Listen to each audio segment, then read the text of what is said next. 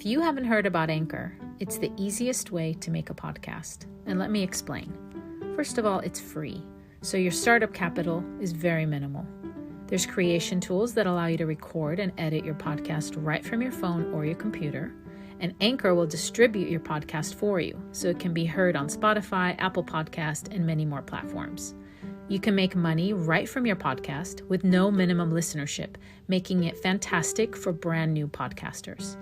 And it's everything you need to make a podcast all in one place, including background music, helpful hints and tips, and the list goes on and on. So download the free Anchor app or go to anchor.fm to get started with Anchor.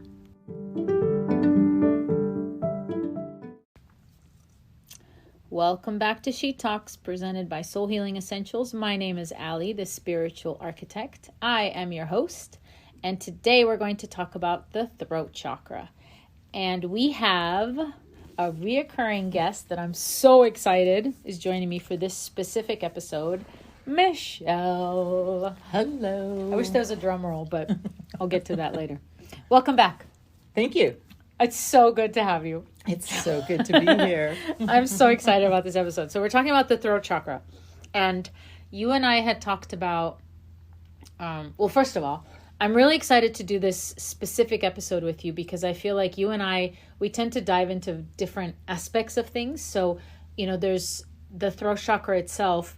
Yes, it has to do with the voice. Yes, it has to do with speaking truth. It also has to do with your thyroid and all that. But I feel like there's so many deeper things there.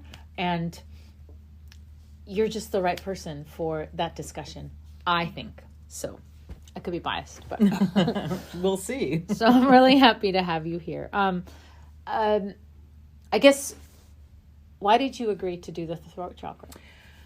Well, I found it very interesting when you asked me to do the podcast on the throat chakra.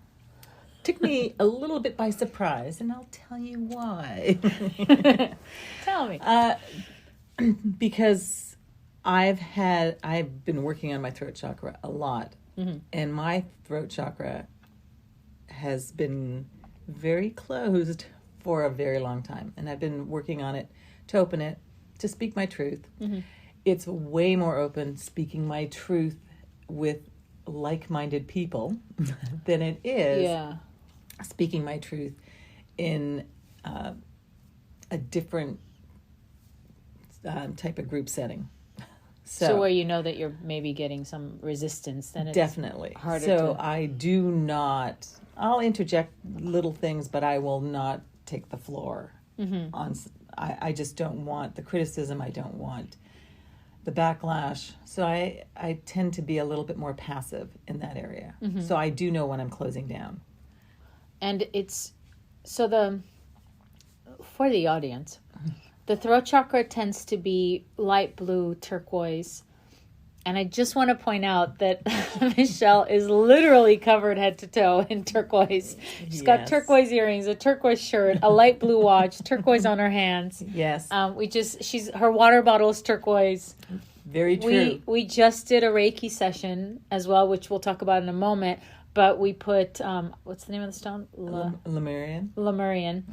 It's a very light baby blue. And the pieces that I put on Michelle turned literally from that light baby blue to deep turquoise, would you call it? Or a deep baby blue. Yeah. So 3 different stones, all the same kind of stone. They all changed to the ultimate throat chakra color.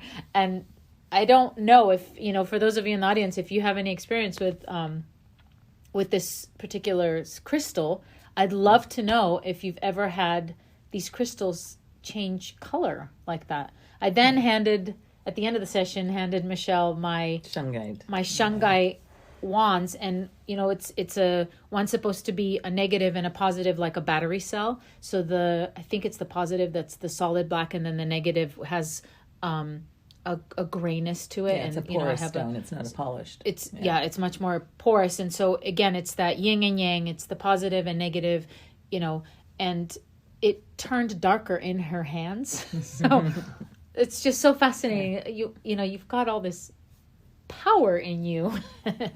And you're surrounded, and even at your home, there's just a lot of turquoise, there's a lot of blues, there's a lot of... It is my favorite color. Yeah. It is my favorite color. So I think that's that's why it's fascinating to me as well, that when I was doing my initial Reiki attunement? No, it was learning.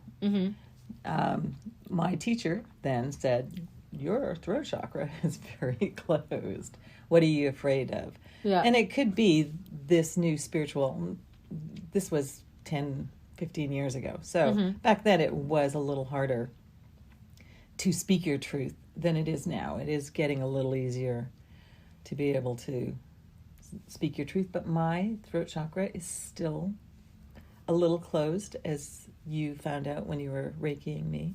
Yeah, I mean, today there was just a lot of energy coming from your third eye, your throat, and your heart. What I'm just reminded of is the last time we spoke on a podcast. We talked about the idea of things sort of circling back, coming back like a spiral each time. Because I too thought that I had, quote unquote, dealt with my throat chakra. And suddenly I'm noticing that I'm gravitating quite heavily towards things that are throat chakra related, like the Larimar crystal, like the, what was it, the lace agate? Lace agate, yeah. Things like that. I'm noticing that I'm putting stones on, again, my necklaces and stuff that are more towards the throat chakra. So I'm just wondering if perhaps we're in fact circling back to something and we're being asked to level up, just like we talked about last time. So it could very well be. Yeah. So let's maybe talk about the first time that you thought that your chakra was out of alignment, let's say. Did you notice physical things, or did you notice... Well, I've had thyroid problems for probably the last 15 years as well, which I take medication for. Trying to heal that through diet, through crystals, through meditation, through being mindful.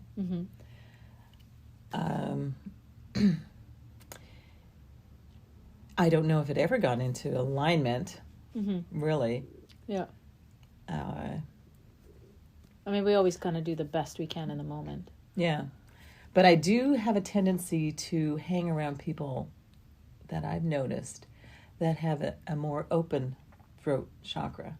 And I don't know if it's because yours to me is more open than mine is, because you have the ability to speak so easily. And that to me tells me that your chakra is a little bit more open than mine is. I mean, I've had to work at it a lot. But still. Yeah. But still, that's something that I can notice. But I will be more of a listener, which still is a part of the throat chakra, having the ability to listen instead of just always talking. So I find that my balance is more of a listener than maybe the spokesperson. Maybe you being asked to speak more. And that's very true too. Because the one thing that I notice sometimes, say that I'm in a new situation, be it a new job, a new project, a new crowd. My tendency in a new crowd is to just listen, just be a passive observer until I kind of figure out the dynamics of the group, figure out the dynamics of the project or what's, the task at hand. And once I've kind of understood, okay, this is how the dynamics kind of flow, and this person does this, and this is the job of this, and then I kind of orient myself, then I speak more.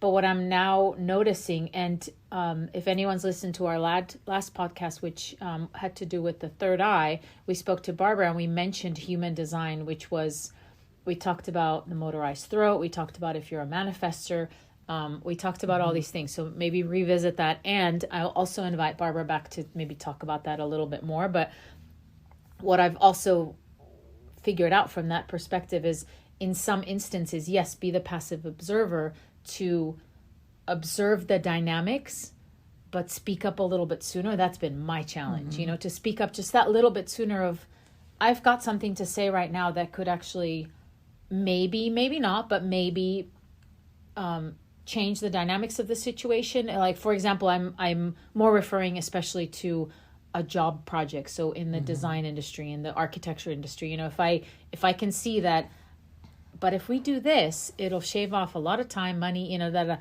I now am more likely to speak up more. Well, but I had to get there. Like that's confidence in some ways. Yes. Doing that in a job is definitely a learned experience, but it's also a great talent. Yeah. To work on for sure, especially when you own your own business, for sure. You can have an open throat chakra where it's also not balanced, where you are vulgar, domineering. That whole idea of I'm just speaking my truth, but not at all having the checks and balances to go, was it necessary? Was it kind? Was it true? I'm a bully. I'm a whatever. And just spewing stuff. And that's an open throat chakra as well, but it's not a balanced one. Yeah. So the same thing is that you can have a closed chakra, but to bring it into balance, it's not letting people walk all over you. Right. So it's knowing how to use your voice and when to use it, from what I'm hearing from you. And when it's unbalanced, it's not using your voice enough, not listening enough. Right.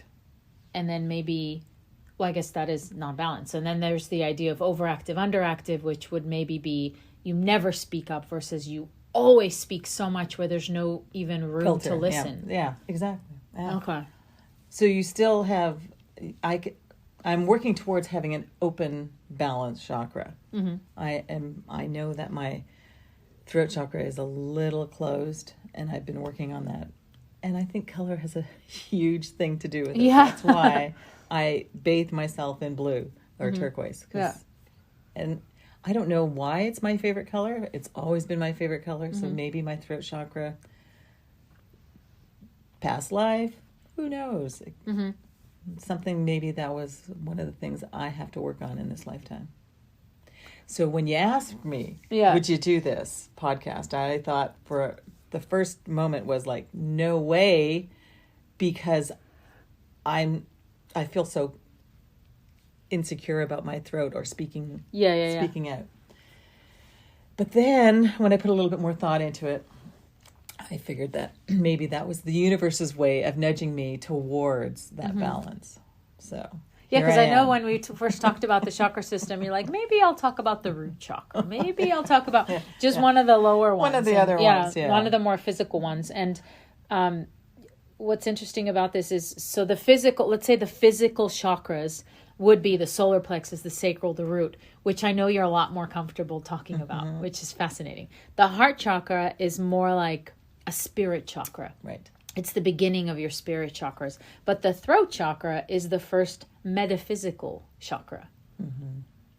So it's that idea of, where we talked about the crown already, which is just so non-tangible. I mean, there's a lot of, it's hard to grasp, I think.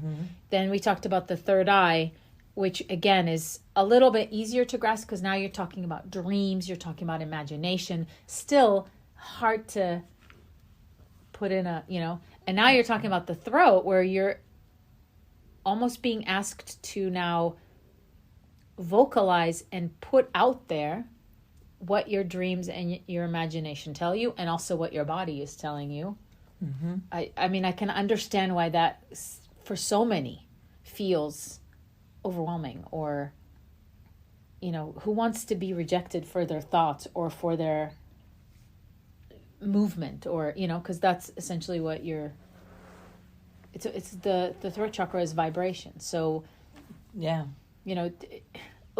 I understand why it's one of the chakras that tends to be so locked down, so shut down, and there's so many physical symptoms of it, such as thyroid, such as laryngitis, such as sore throat can be one of them. Teeth, shoulders, your ears, your nose, the sinuses. It's all connected in there. So if you just think, oh, I don't have a problem with my throat chakra, but my shoulders are always up by my ears, that is a throat chakra. That is your chakra telling you that you're closed or you're scared or you're frightened or whatever. So, I mean, just when we think about it from that perspective, what you just said is even the idea of the world is on my shoulders. Absolutely. You have to learn to say no. You have to learn to speak your boundaries. Yes. You have to learn to stand up for yourself. You have to learn to claim yourself. And that's what the voice does. It's, and this is just my opinion, I think it's harder for women than it is for men, because men are always, even as young boys, you're told to say get it all out, or be a man. Stand up for yourself, be a man. Yeah, the whole thing, yeah. As girls, women, now, I was born in the 60s, so it's a whole different than yours. But girls were told to be meek and mild, and so I don't know if that has anything to do with my upbringing. That's why my throat chakra is a little bit more closed. But hesitant. I call it hesitant. Hesitant. That's a great name for it, because it has blossomed in the last several years. Certainly doing Reiki, certainly doing spiritual work, certainly going into my truth. It has blossomed. So, yeah, and I definitely. The thing is how do I put this? Without getting a little too wild with this idea, but I need to speak up. Yeah. Come on, Ellie. So it's interesting, because what I see with any sort of, I hesitate to use the word evolution. It's more like any sort of learning process or stepping into some, a new way of being. It works like a pendulum swing. So we underdo it, overdo it, underdo it, overdo it. Each time it's just a little bit less until we find true balance. And so what you just mentioned was the 60s era, the 70s era, the 50s era, 40s, 30s. I mean, even more so, that was the pendulum swing in the other direction. And I fear, let's use that word cautiously, that now we're maybe swinging a little too far into the other side, where everybody is just, I speak my truth, I do this, I do that. Yes, but at what cost? You've now spoken your truth, and I applaud you for that. I honestly do. But have you hurt someone in the process? So you've heard of the 3 gates. I'm sure everyone's heard of the 3 gates, but I'll reiterate them. Is it true? Is what I'm about to say true? Is it absolutely true, or is it my version of truth? Is it, and then present the information accordingly. I think is very different. Well, this is definitely it, and I'm not going to bend to your opinion about it. So my opinion is, just like we're sharing here, we're sharing opinions. This isn't absolute truth. This is our opinion, right? So is it true? Is it kind? Am I going to express myself and then hurt the other person for the sake of hurting them or at the expense of them?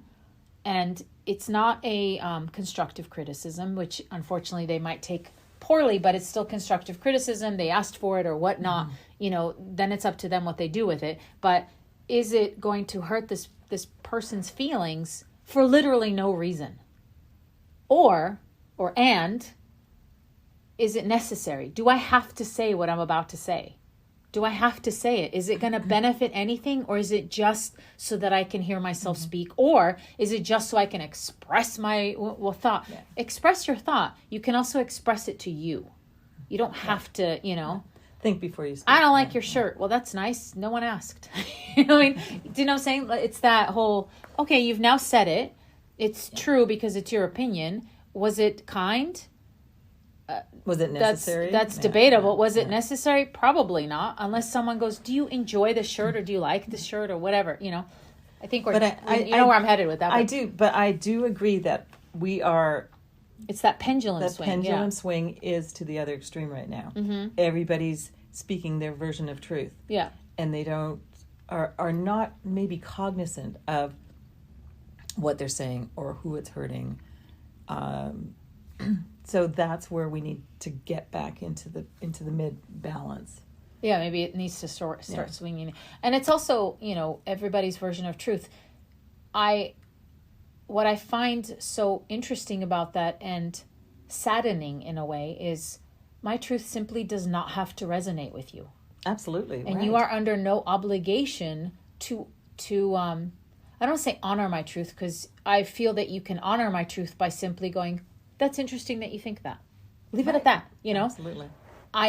You are not under any obligation to fulfill my truth, to confirm my truth if it doesn't resonate with you. And I think that's where we're at right now, is whatever my thoughts are about A, B, and C, they're my thoughts. And I can do with it what you will.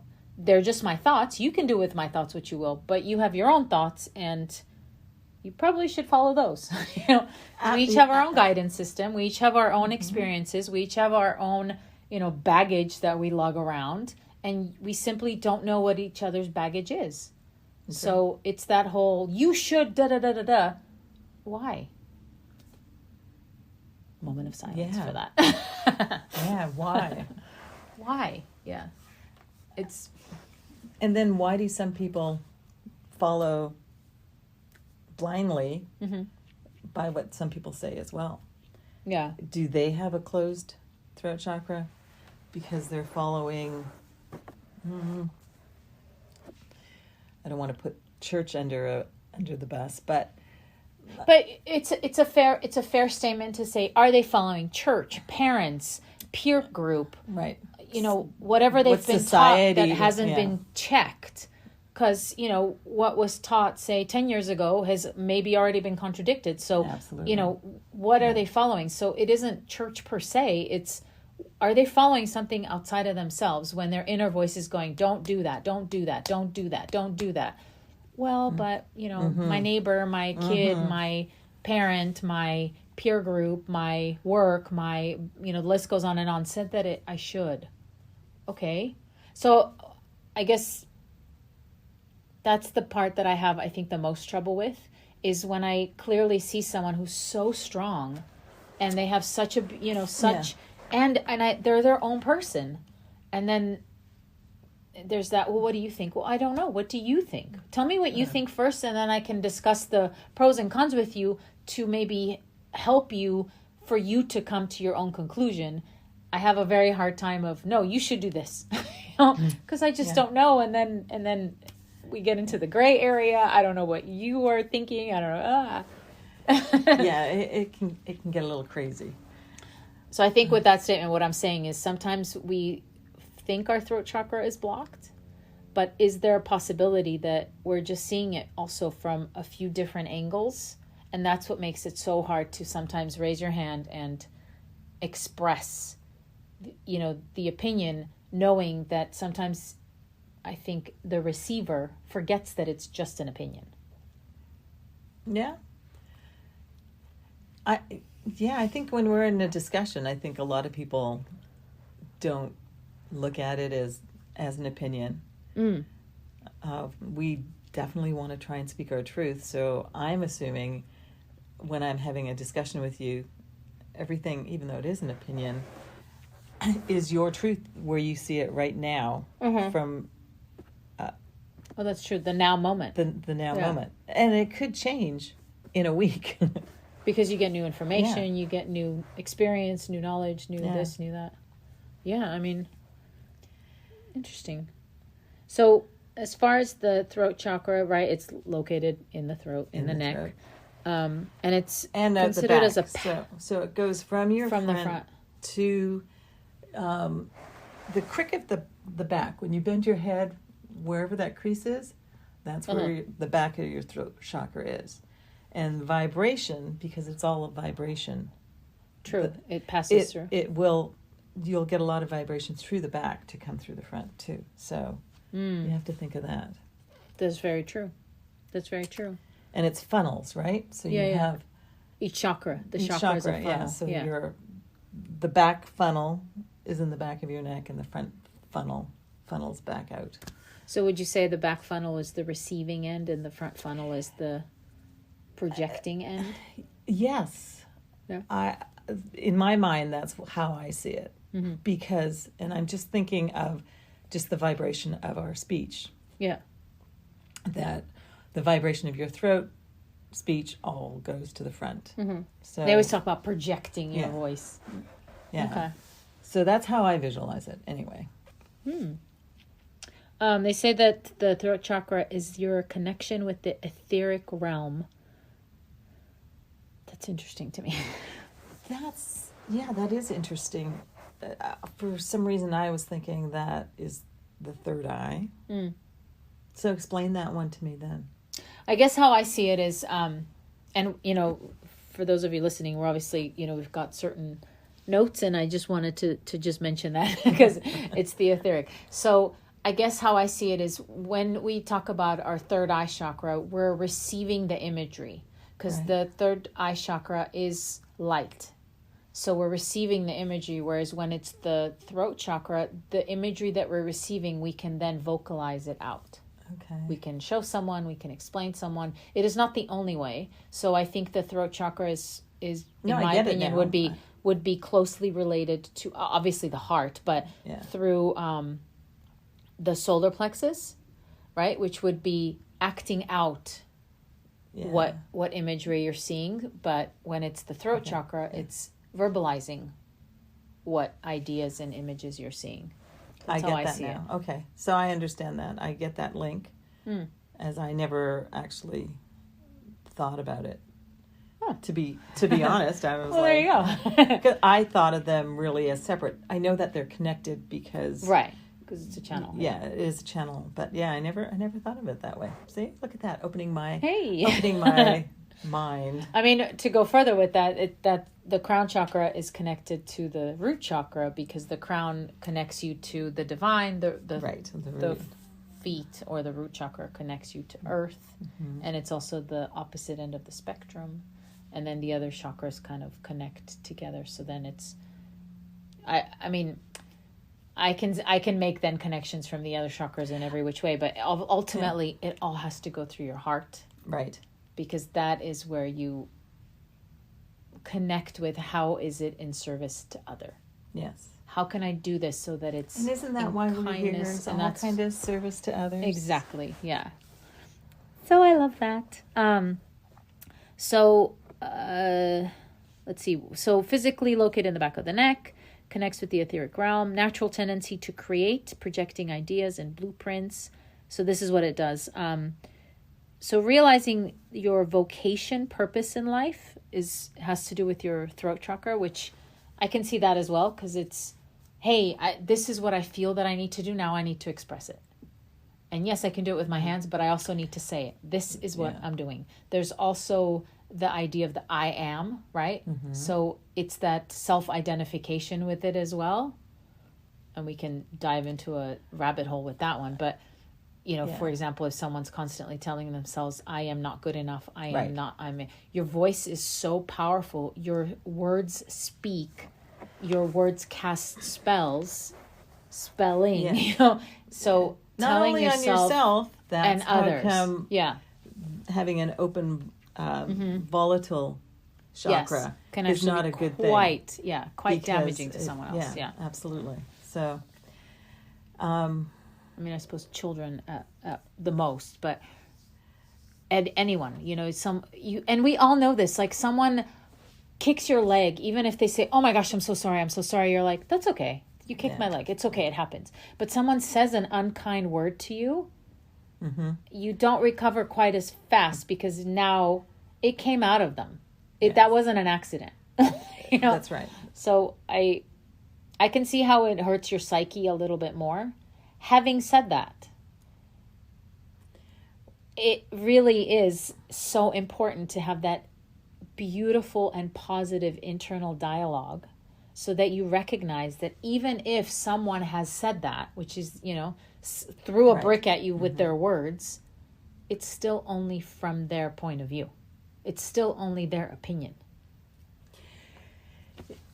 Yes, I agree with that. But then why is it that we can remember all the negative comments and we don't remember the positive ones? We obsess. Well, I think that's where the self-talk comes in. Yeah, and we obsess over that. Why do you think the comments on YouTube, the ones that are negative, hurt the most? There'll be one negative comment, 99 beautiful ones, but the one that really eats at you is the negative one. maybe because we are pleasers or we want everybody to like what we do. It's not going to happen. But we don't need the negative people to tell us that. Yeah. I mean, from that aspect, I think we're our own harshest critics. Absolutely. And so that's why it almost feels unnecessary to hear it from someone else. Yeah. It's sort of like, I know. Yeah. Maybe that's it. Maybe it's like, But it is true, because just yesterday I was doing something on my YouTube channel, and I noticed from 3 years ago, someone put a thumbs down. And I was like, wonder why that person why did they not like it? What didn't they like about it? And I mean, like, this video had no views. I mean, I have no, Then you the only one watching it and you thumbed down? Yeah. Like, what? So, very little views. I don't have a large YouTube audience. That isn't where my stuff lies, sort of thing. Yeah. But, there was several likes and there was the one thumbs down. And I guess what it triggered in me was, isn't that interesting? I didn't, I think, have the same reaction I would have had in the past, but I kind of thought, isn't that interesting that someone went out of their way to thumbs down it? Because I also came to, it would just never occur to me to do that. Yeah. It takes a lot for me to leave negative feedback, and then it is true feedback. Like, this is what happened. But I think, again, that's because you are an evolved person.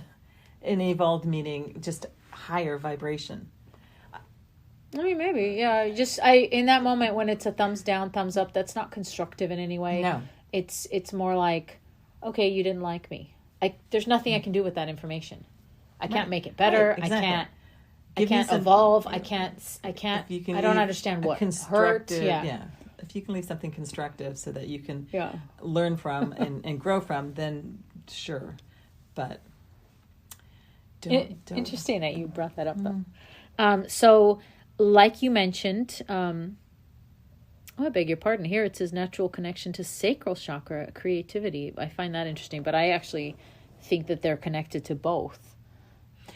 Well, I would think that creativity-wise is if you're a singer or dancer, even a dancer, body movement, But for the throat, for creativity-wise, singing. I guess, I see them. Yeah. I mean, I now in hindsight, I think I have read that it's more linked to sacral, but I mean, the thing is solar plexus has to do with your ego, as in how you express yourself to the world. Sacral chakra would be how you express yourself via movement. Throat chakra would be how you express yourself via sound, so singing, talking, that sort of thing. Sacral chakra is even painting, drawing, literally expressing through your body. Throat is expressing through your voice, your ability to listen, your silence, all that sort of stuff. So, and then the solar plexus has to do with how you actually present yourself to the world as a being. But is that can your solar plexus? Okay, so you've got the ego.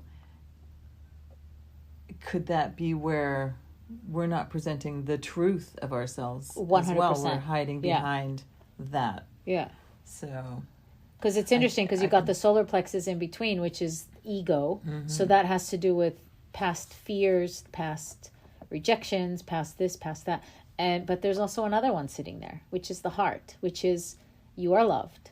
Mm-hmm. You are perfect just as you are. Yeah, the true self. You are valuable, and you are here for a reason.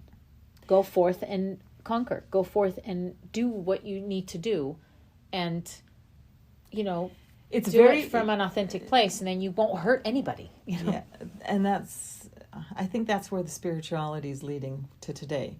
Ego is very difficult to try and quiet. It's a learned thing now, in my opinion. Yeah, because the ego is what, you have 70,000 thoughts a day that are just to yourself, maybe in an hour. Yeah. and it's always the same negative stuff. That's true, yeah. So, where was I going with this? No, I see what you're saying, because you've got the negative, potentially the negative thoughts within. I think we can all agree, you can just look outside and you can see all kinds of negative stuff from outside, turn on the news, turn on the radio, turn on anything, turn on a movie, and there's a lot of potentially negative things there. So then if you've got negativity coming from the outside, you've got negativity coming from the inside, how are you going to express yourself? Yeah. I can see why we're in a movement to overcome all of that in the sense that none of that defines who you actually are. You as a being are pure light. Mm-hmm. You're high vibration. You're a beautiful being of love. Oh, every single one of us, Yes. But yes, you especially. But working on the ego and bringing it down and showing your true self through your heart. Yeah. It's very scary. Oh, absolutely. It's very scary because you're being very raw. Yeah. And we have a tendency to guard our heart. The rawness. Yeah. So I mean, just even before we did the Reiki, we were talking about when's the last time either one of us got Reiki, and I'm very particular with who I allow for my energy to be interacting with in that way, So, and I would say that to anybody who's seeking Reiki, if something doesn't feel right, it's not the energy for you. Mm-hmm. No judgment to anybody, no judgment to the healer, no judgment to the client. It's not the energy for you, and that's all you need to know. It's energy alignment, Right. Let me try and think of it. A lizard can't fly. Right. It's not bad for the lizard. It's not bad for the birds. Right. It just is, Unless the bird picks up the lizard. Unless it's fine. But, it just is. Yeah. So it isn't a judgment thing. It isn't your energy is, da-da-da. It's just you walk into a party and you're like, oh. This doesn't feel good. Yeah, you know where your energy vibes with people because you actually end up talking to them. Like the first time I met you. Yeah.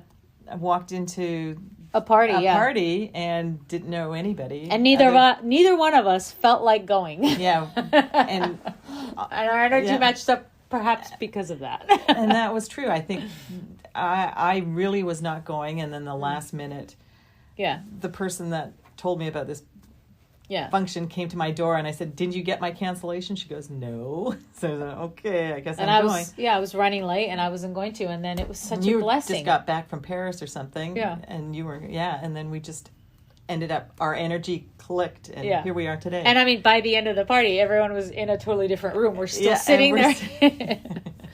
And from that day forward. Yeah. So keeping that in mind, I just want to mention, so as you already mentioned, the throat chakra is linked to shoulders, neck, throat, thyroid, mouth, teeth, nose, ears, endocrine system, and then energy in the body through temperature, growth, and metabolism, right? So because the thyroid does all that. Yeah. So what I find interesting about that, mouth, teeth, nose and ears, it's a little bit different, but mouth and teeth. In hypnosis sessions, we actually have found out, or, through our subconscious, it has come up often. Mouth, if you've got issues with your mouth, crooked teeth, bad breath, all those things, has to do with not speaking truth. So I venture to say, I wouldn't necessarily call it lies, although it is. Subconsciously, yeah. Because lies could be you're just lying to yourself, right? But that is one of the metaphysical reasons for those items. Now, I will say, again, this is a discussion. It's our opinion, and we're just saying what if, right? So nothing is held in stone. Like we talked when we talked about our third eye chakra, we talked about the idea of anything that you have. There's like a list of symptoms. It could be, it couldn't be. It's more like if enough of them line up, okay, it's probably this thing. So please, this is how we're talking about this one. Does it mean that if you have crooked teeth, you're a liar? Of course not. It just means that if there's enough of the stuff, you might potentially consider that. So it's with that in mind that I'm circling back to the throat chakra from the thyroid perspective. So when I was dealing with my throat chakra, when I even learned what it was, learned how to even look at it, and I feel like I started looking at it as in, I want to use this word very, very loosely, the corrections for it. It was before I even knew what the word chakra was. It was before I even knew there was the system, you know. I joked in my last episode that when I was looking up, like, I want to find out what this meditation and chakra system is. And I like sat on Google and I think most of us do that. I Googled third eye chakra and, you know, came to a YouTube video and off I went, sort of thing. But with the throat chakra, what I found was I can pinpoint now, in hindsight, I can pinpoint the exact moment I started overriding myself, where I was in a foreign country and I thought that I needed to be a certain way. I thought that I needed to present myself a certain way. I thought that I wanted to fit in. I thought that I wanted to appear that I was something I wasn't at the expense of who I actually was, which I think now is, you know, in hindsight, like, Allie, you were pretty great. What were you doing? I think that's a lot of us, though. Yeah. And it's every single one of us, I venture to say. I have not met a single person that doesn't have that wow aspect to them where I go, you're amazing, you know? Yeah. So do you think that if you look back, you can kind of, is there a pinpoint moment for you? And again, it's, no. I think it's great that you had that opportunity to get out of a country to think those things, because that's true. It got you out of the norm that we're all used to. So maybe that's why I haven't been able to pinpoint anything. Yeah. Everything's always remained the norm, my whole perspective of things, other than my spirituality or my growth within that. Yeah. Through Reiki. So maybe it was when I started doing Reiki about maybe 10 years ago. And that's when I again did what you did. The Google. I Googled thing. Ended up on Teal Swan or whatever. Same. And, that's exactly why I ended up. Yeah. Because I think she was pretty much... She was talking about those things. It was her video, the third eye chakra. And I think that's what I started with as well. Stop it. Yeah, I really do think that was the one. But it was, again, the chakras, trying to learn about it, and her Google video popped up. That's crazy. And my throat chakra is the one that I protect the most. Yeah. Because it, again, speaking my truth, to me, I think it's my speaking the truth. Having conversations with you, it's easy to speak my truth because we are aligned in that way. Because I have nothing to fear with my opinions to you. Right. Like, even if we don't agree, if we don't agree. And I will wholeheartedly listen to your perspective of things too. It might open my mind to a different perspective. Because usually that's what happens. I feel like, I didn't even think of it from that perspective. Yeah. That's an excellent point. So okay, dying right now that you Googled Teal Swan. But when you were mentioning that, I'm like, that's exactly kind of what I did. That's exactly what I did. And I'm sure there's a lot of people out there that did the same thing. Which was about 10 years ago. Yeah, and because there wasn't any groups. There wasn't really anything out there then. If you found a little spiritual community, and that was through Reiki that I found it, through people that had this questioning about religion, because I had a huge question about religion. I didn't believe that what was being taught met my values. Right. So look at you. So look at me. Throat chakra. Throat chakra. Speaking my truth right now. Yeah. No. Hey. But that what you mentioned was just absolutely jolted me. I mean, it's not like I didn't realize it, but you always realize things from a slightly different perspective, and it's that wow moment. So I came up with my biggest sort of in your face moments when I was alone in another country, and perhaps that is why my soul was so drawn to go alone to these other countries. But look at what's happening right now with the coronavirus. Everybody had to be alone. They have. So maybe this is their awakening moment. Where you actually have to deal with your inner voice and be with you for a little bit. Yeah, be with you. And everybody. Yeah. The whole world had the same situation. It wasn't just it wasn't just, California. It was, everybody was having to do that inner work. And it is true, because when else would as a collective, have had that opportunity to just be with you for a minute? Yeah, and it is hard, because, the first moments when you start sitting with yourself, you're like, oh my gosh. It is. And you have the dark night of the soul, and you have that in your face of, wow, this is who I am. Yeah. And there's parts I like, and there's parts that are frightening, and there's parts that I don't quite resonate with, as far as like, never thought that was me, and there's all those different parts, and now you've got to sit with them. And what's beautiful about them is, I think you come out the other side for the most part, and you go, that was pretty okay. It is. It's frightening bravery. Going through it. Yeah, it is. It's frightening going through it, but when you get to the other end of it, you're like, yeah, it wasn't that bad. Well, you and I talked about last time, when it gets really, really bad, I am willing to die for this. I am willing to have this part die, because I can see where it's not benefiting me. Mm-hmm. And I feel like that's what happens even at the throat. When you're talking about the death thing, isn't it? It's just like ego death. Ego death, but you're done with it. There's no need to process it anymore. It's just like, I am willing to let this go. We've mulled it over. Yeah. We've come up with nothing new. Yeah, so true. So as far as your thyroid, what did you experience when you kind of realized there was something off? Well, as a woman, it's weight gain. It's tired. Your metabolism isn't the way it is. I had claustrophobia for a little bit. Did you have claustrophobia? No. Yeah, I had just tight spaces was just no. It was very short lived, but nothing like that.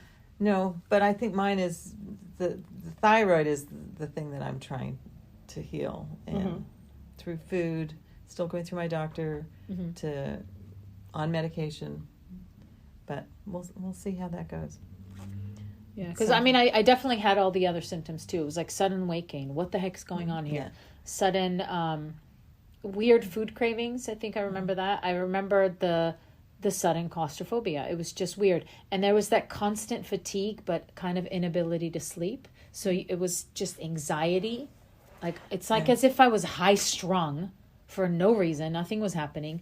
And, I was tired all the time, but I couldn't quite sleep. It was just, it felt like an emotional roller coaster.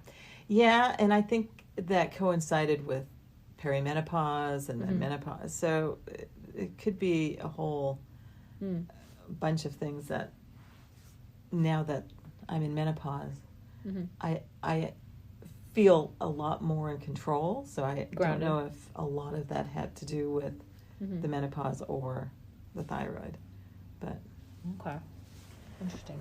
Because I feel like when I was going through mine, it was, it was only in my early 30s, late 20s, early 30s, and I remember going to the doctor, and it was like my weight was coming on really quickly, and I just was thinking, something's off, because I'm not doing anything different. I was a runner, so I ran quite a bit every day. I was so active and, young, and there was just no reason to. And I remember going to the doctor, and this isn't meant to throw the medical industry under the bus, but I remember her putting a tape measure around me and like pulling it way out in front of me. I mean, like a foot out in front of me. And she goes, "Well, you're not in the red zone yet." And it was the tape measure had these color codes on it. And if you get into the red zone, then it's a worry about the weight gain. And I was like, I'm a 125 pound girl. If I got to the red zone, my heart will give out, I mean, it was just incredible. And I remember just looking at her going, this isn't going to do it. So I tried the medication for about a year or two, and I just went, there's something else, because it wasn't doing anything. Like it wasn't getting worse, but it wasn't getting better. So I went, it wasn't until I went, I think there might potentially maybe be an emotional aspect to this. And that's when I started looking at, and I went, I went to a acupuncturist at the time, and she changed my diet in the sense that I did an elimination diet. And, you get off the gluten, you get off this, you get off that. And then I noticed all the weight dropped again. But more importantly, what I started to do, I noticed in hindsight, is I started speaking up. I started to say no. I started to say, this isn't okay with me. I started to say, I don't feel comfortable this, so I stopped the overriding, which I started doing, say, 5 years prior to that. So my overriding, heavily overriding myself for about 5 years. And then I mean, to go from 5 years to get into a thyroid disorder, that's pretty quick. But as soon as I stopped doing that, the medication eased off. And this isn't for everybody, right? So this is just that really dramatic. This is a metaphysical. Mine was a very metaphysical reason for having it. No, but it does make sense, because when, as a parent, and your kids are in school, and you just say yes, yes, yes, yes, yes, and you end up being exhausted being a parent, helping them at school, helping them, or you at work, and so learning to say no and saying no. And I do remember saying no more, none of this school stuff, none of this volunteering, because that was very exhausting. Because you end up putting you last, and from a heart-based perspective, if you don't have love for you, how can you possibly hand it out? It's like you ask me for an apple. If I don't have an apple, there's nothing I can do to create that apple from myself to give to you. And I say that specifically because I think we forget that if my cup is empty, right, how can I give you? Now, we always talk about this, and it's worth mentioning. I understand parents are so overwhelmed, and we love our kids so much, almost more than ourselves. However, we can't possibly be there for our kids if we're overriding ourselves. Number one, because we set a bad example. But number two, because we have nothing to give from, Right. So, but and I'm looking back at my time, is that you compare yourself to the other people that seem to be able to be doing it all. And you're like, who are probably comparing themselves to you. Yeah. And then but I'm like, how come I can't do this and they can? And so it gets a little crazy. It absolutely gets a little crazy. So grounding, centering, those are good things. I was just going to say, what would you recommend to someone? And exactly that. Ground yourself in who you are and just check in with yourself. So, but let's talk about the extreme, which would be, you don't need to then come out swinging with your words and no, and mommy said no, none of that. It just now means you at least honor that this isn't my choice for me, but I understand you need it. So I will do it because I love you and I know that you need it. And that's very different from, I guess I'll do it, because the second one, number one, had that anger in it, and a certain aspect of it was an override, versus the first one. Yes, you wouldn't necessarily be doing it unless this person, but you acknowledge that I understand that you need this, and I love you, and I will do this for you. It just feels different. Mm-hmm. Do you know what I'm saying? So do you think that that's a nice way to kind of approach that, where if in situations where you still have to do it because it's a necessary thing, especially if it's a child. Yes, but you're doing it out of kindness. Your thought process is different. You're doing it out of love as opposed to a duty or... Yeah, you're not doing it to be liked. You're doing it because you genuinely like this being that you created or this, animal that you're parenting or whatever. Yeah. And animal, I literally mean animal, not the child. but you do it because you understand that this being that you've vouched to take care of needs it, versus you're overriding yourself for the sake of being liked. And I think that's the important difference. Yeah. When you override yourself for the pure and only reason to be liked is when your throat chakra starts going, maybe not, because this isn't who you are, and why are you doing that? Yeah, so to get external likes as opposed to internal likes. Oh, look at you. Yeah. See? It'd be interesting to see. You want the internal likes. Yeah. Be interesting to see how thyroid, I guess we can see that I do seem to have these conversations a lot more. I don't know if it's age related or I don't know, when you're in your 20s, it's rare. When you get to 30s, 40s, you hear about thyroid a lot more. So I'm wondering if there's more incidence of thyroid issues now, or... It could be because of our lack of minerals in our soils. It could be our adrenaline, because we're all on high stress. There's a lot more to it. Yeah, there's a lot more to it. Women have a tendency to have more thyroid issues than men. Mm-hmm. Again, we have more on our plates, so we run our adrenals, the cortisol. Yeah. So, we got to find a calm space for ourselves. I guess I was linking it in that moment. You're absolutely right. I was linking it in that moment to, and I'm social not a media. I'm not a doctor. Of course, neither one of us are doctors. These are just opinions. Yes. I was linking it to like social media. If you're out there just trying to get the like, at what point does your psyche, your spiritual self go enough? Yeah. And it'd be an interesting study over time. Yeah. Not one we need to dive into right now. So, like we said, the throat chakra is related to the thyroid gland. The parathyroid, they're both governed by the throat chakra, and which converts nutrients into energy and regulates the body's metabolism and organ function, that sort of thing. So, the throat chakra connects us to our communication, our expression, freedom, responsibility, and leadership. I love that. Mm-hmm. And healing the throat chakra, allows you to express your feelings and communicate more freely. You stop worrying about the whole idea of criticism and the judgment from others, and pleasing, pleasing, especially if you're doing it from an authentic place. Yeah. If you're doing it from authenticity, you'll notice that you will just do your thing, say your thing, not to anyone, not because it's in judgment to anyone. You're simply stating, mm-hmm. You're informing what's happening, and then you just go do it. Mm-hmm. And it comes from an authentic place. There's really not much anyone can say about it. Right. I agree with that. So, as far as the throat chakra, I think where we do maybe run into a few things is we start getting programmed at a pretty early age. We're like little computers, Mm-hmm. We start getting programmed at a pretty early age. So day one, those energetic patterns, they kind of start imprinting on you. And this is the seat of your emotion, apparently, the throat chakra. So if you've had your voice overrun your whole life, mm-hmm. Which I think, I'm trying to think of, older generations, children are to be seen but not heard. And there's that whole thing of, mm-hmm. A child doesn't call the rules, doesn't call the shots, all that. At what point, though, I'm just thinking out loud, is it that now you're overriding this little being that has so much to express, so much to say, so much to wonder about, and you've told them to sit in the mm-hmm. corner. So mm-hmm.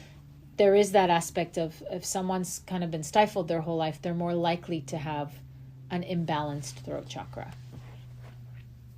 Yes, I agree. And wasn't it Bruce Lipton that said that the mm-hmm. kids are programmed, like from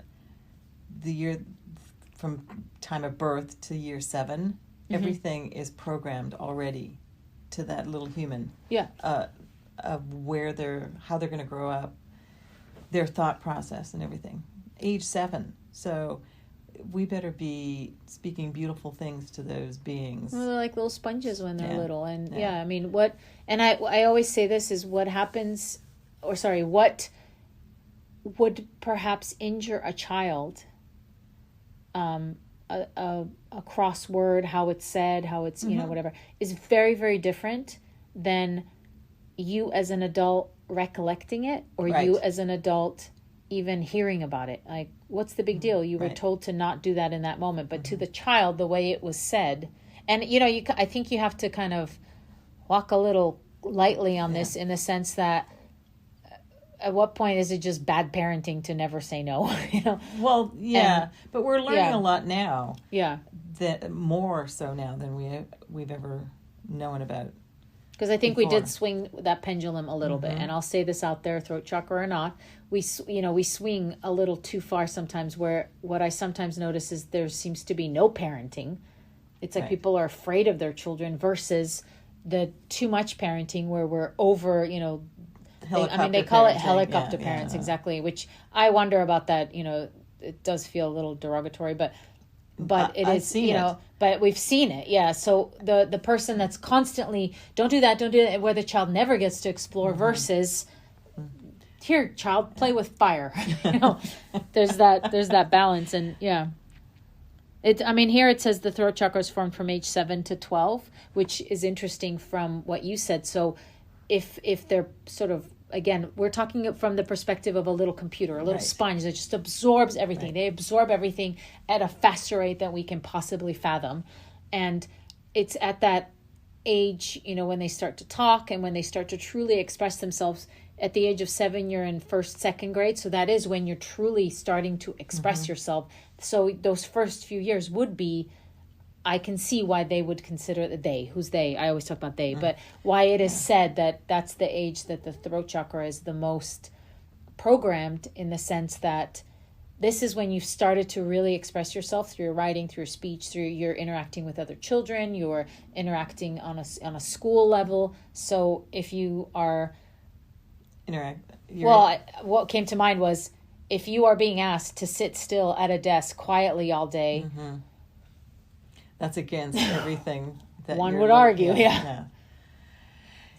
So I just never even thought of it from that perspective. I've thought of it from, it's unrealistic when, as we were saying, it's unrealistic for a child to be sitting at a desk all day when an adult can't even do it. Mm-hmm. And with, they've got way more energy. They're just so full of curiosity and, so. And we're stifling it. But we'll leave it there. We'll leave that at there. So, so from a overactive chakra, gossiping, nonstop talking, being verbally aggressive or mean, you're your worst critic, getting really sensitive to other people's comments. So just the slightest thing that someone else says, you take it on board and you're like ready to, defend at all costs, when really it's just a comment. And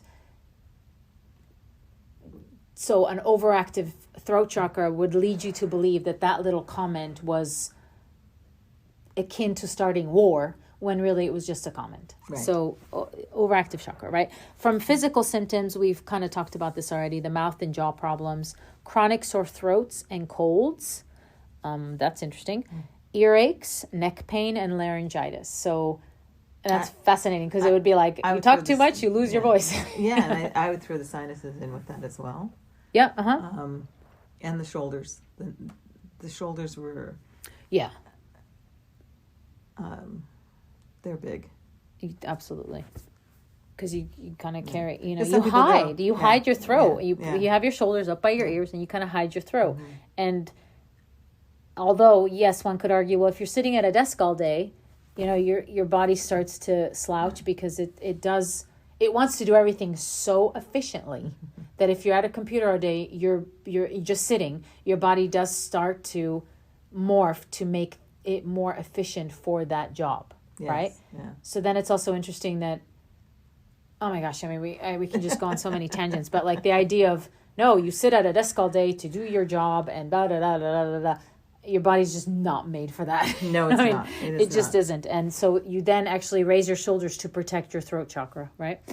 So a blocked chakra would be insecurity, timidity, introversion, fear of public speaking, depression, anxiety, inability to express yourself, aggression, lack of self-esteem, arrogance, manipulation, lying, anxiety, fear, compulsive or excessive eating. And I found that one the most interesting. So yes, thyroid would have you throw off your metabolism and perhaps could cause food cravings.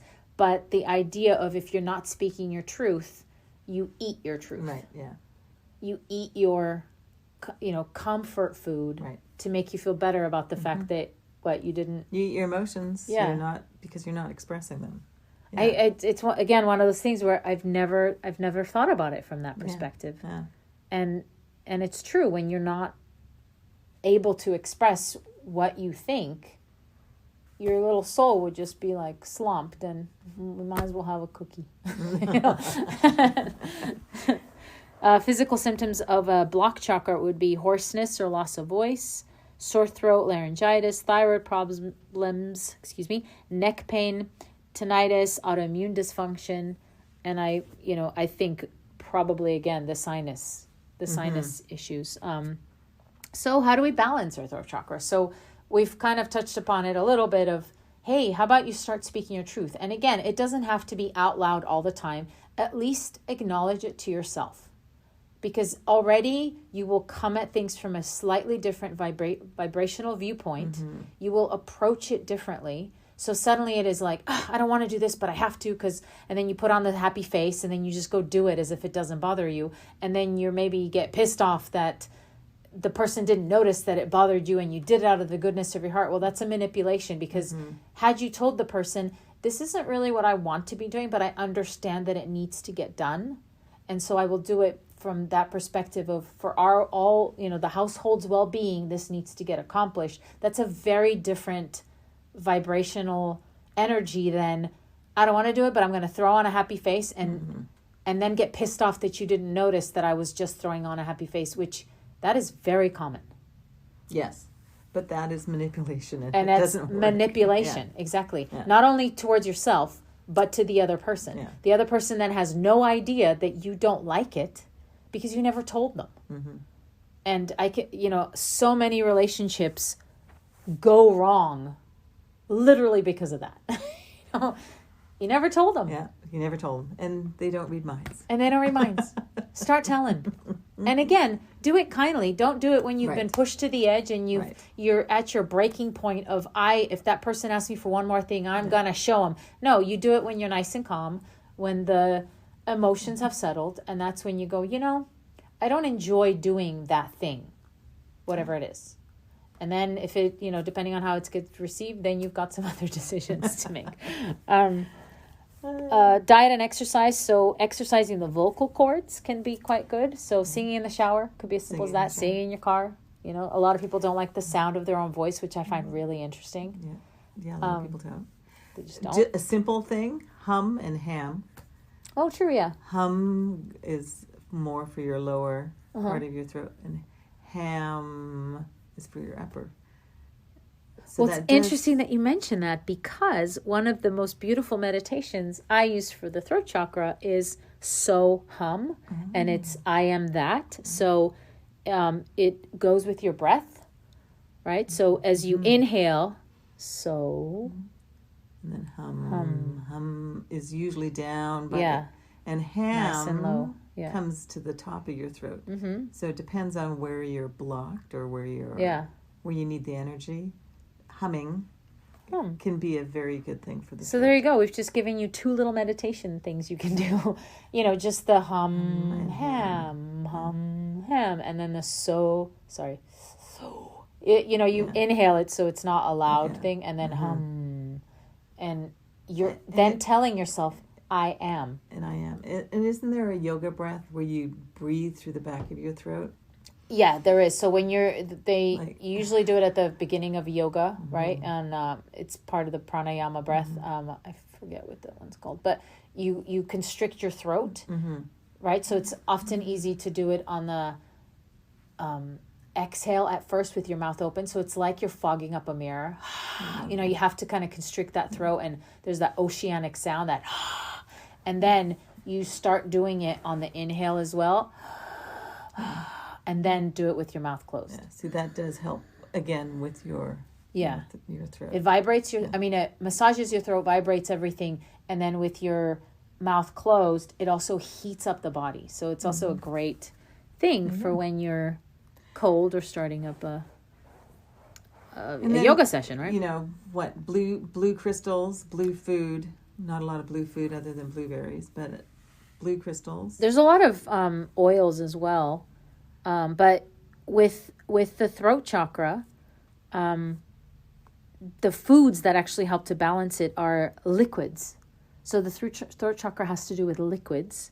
So tart fruits and tree-grown fruits, which I find interesting. And then simple herbs. So water, fruit juices, herbal teas, lemon, lime, grapefruit, kiwis, apples, pears, peaches, apricots, plums, salt, and lemongrass. There's always one that's like... Well, salt makes sense because you gargle with salt water when your throat is sore. Or I do. Yeah.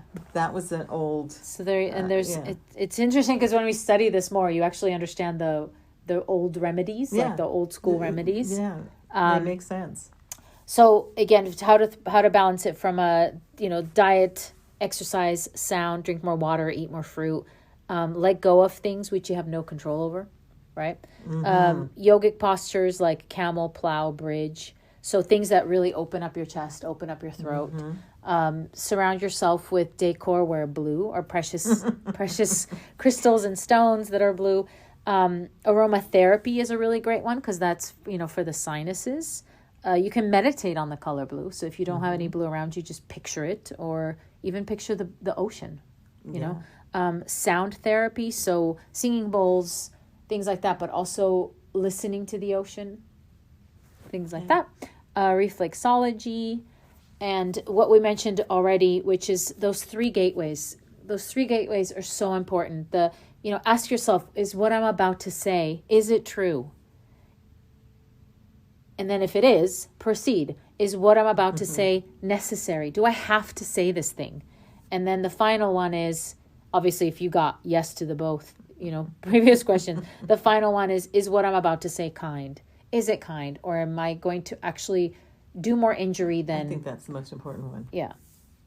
Exactly. Because, there's one thing of I'm expressing my opinion, because you're stomping on my free will, versus unsolicited criticism, unsolicited advice. It just becomes mean.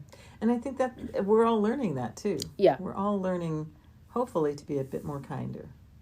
100%. Speaking your highest truth doesn't mean you're allowed to be hurtful or mean or critical. And just remember that truth from a spiritual essence will naturally come across as kind and compassionate. Yeah. Period. Because your intention is completely different. Another part of the throat chakra is listening. So listening to the other person more so than even saying anything. And it's not listening to respond. It's listening just to listen. Right. I'm not sitting here thinking of something to say while you're talking. I have this next clever anecdote. Yeah, I am actually listening to what you're saying. And giving full attention when someone talks. So it's not fiddling on your phone. It's not, looking around. It's not changing the subject. It's and not... that's very difficult on a... 100%. With the technology today. 100%. Try doing that with your child. Yeah. My eyes are over here, not on the computer. On the tablet, on the this, on the that, So. And it's so interesting because, it used to be the joke was my eyes are up here, but now it's like my eyes are literally over here. Yeah, somewhere totally different. You're not even looking at my general direction anymore. Essential oils are things like lavender, sage, rose, frankincense, sandalwood, jasmine, ylang ylang. There's quite a few. I like chamomile. Yeah, it's that's a great tea to have too for your throat. Stones and crystals, we kind of talked about this already. Basically anything that's blue. Dark blue, light blue. Lapis. Sodalite. Topaz. Blue topaz. Even yellow topaz. Blue kyanite. All of those, there's some beautiful stuff out there. And it doesn't have to, cost a bomb. It's just... No.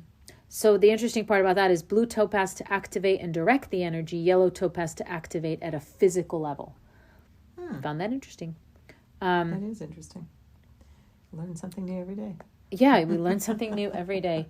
We've gone on so long. We've even got cut off halfway through. We tend to talk. It's the throat chakra. What can you do? What can you do?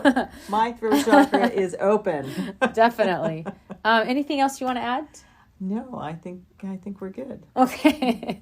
Thanks for sticking with us. This was definitely a long one, but I think it wraps it up today. Thanks for joining us. If you'd like to connect further, please visit soulhealingessentials.com. Don't forget to grab your free chakra journal as we continue through our chakra system. Soul Healing Essentials on Instagram and YouTube. Remember that discount code SheTalks11 to get your discount on your first Reiki or regression session. Regression to get to perhaps the bottom of what has caused a blockage in your throat chakra to begin with, or that Reiki session to balance out that chakra system. You can reach out to Michelle if you wish. You can reach her by shetalks@soulhealingessentials.com, or if you have any feedback or topic submissions for future episodes. If you enjoyed this episode, be sure to hit the subscribe button on your podcast feed. Consider supporting this podcast at anchor.fm/shetalks/support. And if you'd like to submit a voice note message to be used on future episodes, go to anchor.fm/shetalks/messages. Don't forget to check out the Patreon page. I believe there's a link in the podcast description. Thank you for joining us today, and we'll speak to you next time. Bye-bye.